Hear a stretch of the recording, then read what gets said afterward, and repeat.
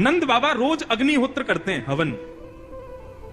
एक दिन ठाकुर जी ने नंद बाबा से पूछा, बाबा ये तुम रोज रोज स्वाहा स्वाहा काहे को करो? अब छोटे बालक को बड़े लोग क्या करते हैं, ऐसी कोई सहज बात बता करके टाल देते हैं। होता है ना हमारे घरों में भी, बच्चे पूछते हैं मम्मी काहे की पूजा हो रही है, तो फिर हम ऐसे बोल देते हैं, ऐसे कुछ भी बना के बात समझाते हैं। अब छोटा बालक है उसको क्या समझाएं? तो नंद बाबा ने ठाकुर जी को बोला, लाला ये अग्निहोत्र है, या करवे से जो मन में इच्छा होवे सब पूरी है जाए। ठाकुर जी बोले जो चाहेंगे सब पूरी है जाए? बोले हाँ। अच्छा, अब ठाकुर जी ने घर में तो बताया नहीं, अपने ग्वाल बालों के पास गए। ठाकुर जी के ग्वाल बाल कौन है? मधुमंगल, श्रीदामा, तन सुखा, मन सुखा, धन सुखा, ये ठाकुर जी के ग्वाल बाल है। और इनके भी अधिपति प्रेसिडेंट हैं 3.5 वर्ष के ठाकुर जी, जिसमें तन सुखा मन सुखा की उम्र तो 11-12 साल की है। वो भी ठाकुर जी को आके प्रणाम करते हैं। सारे ग्वाल बालों को ठाकुर जी ने बुलाया और बुला करके बोले, भैया आज से हवन शुरू करना है। मधुमंगल, श्रीदामा बोले क्यों? बोले पिताजी बता रहे कि हवन करवे थे, रोज हवन करवे थे, मन की इच्छा पूरी है जाए। हाँ तो लाला तो फिर का इच्छा के लिए करेंगे हम हवन? बोले या हमारे करेंगे कि हम 4-5 उनकी सुंदर सुंदर बहू आ जाए। 3.5 वर्ष के ठाकुर जी हैं अभी। अच्छा बंधुओं, इन बातों को सुनकर के पर ब्रह्म वाली बातें मत सोचना, ये पर ब्रह्म ही है, लेकिन ब्रज में अपनी प्रभुता छोड़ करके लीला कर रहे हैं। सारे ग्वाल बाल चारों तरफ बैठ गए और बीच में ऐसे ही हवन सामग्री, सूखे पत्तों का चूरा एक दूसरे में बांट दिया, सूखे पत्तों में अग्नि लगा करके, और आचार्य बन के ठाकुर जी बैठ गए और चूरे दे दिए सबको सूखे पत्तों के। अब बोले जैसे ही मैं कहूं स्वाहा सोई डाल दियो। और देख मधुमंगल, श्रीदामा, तन सुखा मन सुखा धन सुखा, यदि मैंने कही स्वाहा और तुमने नेक भी विलंब कियो तो फिर मोते मत कहियो यदि काणी बहू आ जाए तो, मोते मत कहियो लूली बहू आ जाए तो। जैसे ही कहूं स्वाहा तुरंत डालनो है। डाला, बोले तो तू बस बोल हम अभी डालें। तो ठाकुर जी कैसे खेलते हैं? ओम स्वाहा, स्वाहा बोलते सब डालते हैं। अब कभी कभी ठाकुर जी करते हैं ओम स्वाहा नहीं बोलते, इतने में देख अब तेरी कहानी आवेगी, तेने डाल दियो। ऐसा आनंद करते अपने ग्वाल बालों के संग। अच्छा, हवन आज पूरा हो गया।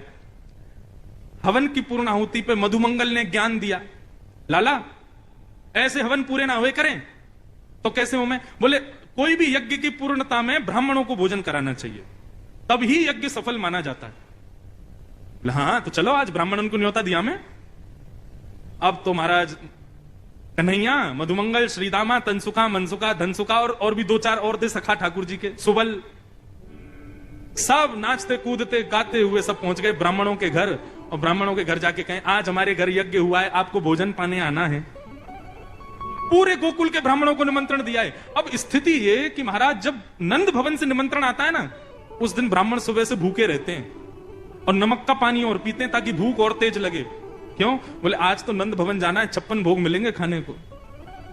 और नंदरानी यशोदा और बाबा इतने प्रेम से खिलावे, खूब मना करें बस बस बस है, फिर भी 2-4 पूड़ी तो जबरदस्ती खवाई दें। तो या हमारे भैया सवेरे से ही भोजन त्याग दो और नमक का पानी लगे पीने में। सब ब्राह्मणों को जोर की भूख लगी। शाम का समय हुआ, बढ़िया वस्त्र आदि पहन करके, चंदन आदि लगा करके सारे ब्राह्मण पहुंच गए नंद भवन। अटारी पर बैठी थी यशोदा मैया।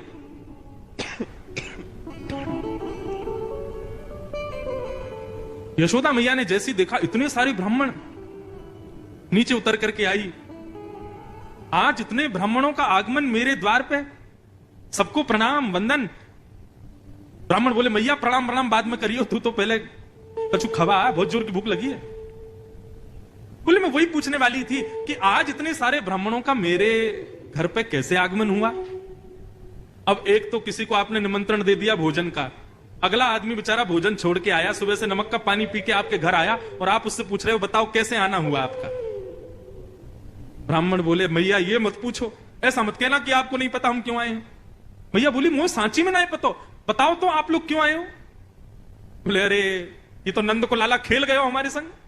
अरे मैया कहा बताए, सवेरे सवेरे तुम्हारो नंद को तुम्हारो लाला और सबरे ग्वाल बालन के संग आयो और आकर के निमंत्रण देके गयो कि आज सबन को हमारे यहाँ भोजन पावे आनो है। हम तो मैया अपने घर के चूलान ने बुझा के ब्राह्मणी से मना करके कि आज भोजन मत बनाइयो। नमक को पानी पी पी के अपनी भूख इतनी जोर की कर ली है कि थोड़ी बहुत देर में यदि भोजन नहीं मिला तो एक दूसरे खा जाएंगे हम। मैया तुम्हारे लाला ने निमंत्रण दियो।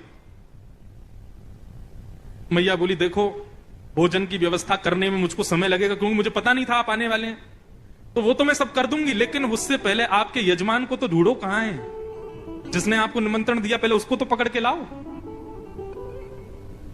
सब ब्राह्मणों के संग मैया निकल पड़ी खोजने, तभी नंद भवन के पीछे ठाकुर जी अपने सब ग्वाल बालन के संग खेल रहे थे। मैया पहुंची, लाला ओ कन्हैया यहां पे आ।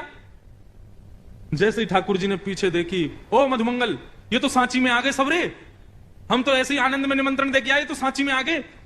बोले हम लाला ये तो सांची में आ गए, और मैया और पकड़ के लाए, मैया मारेगी आज।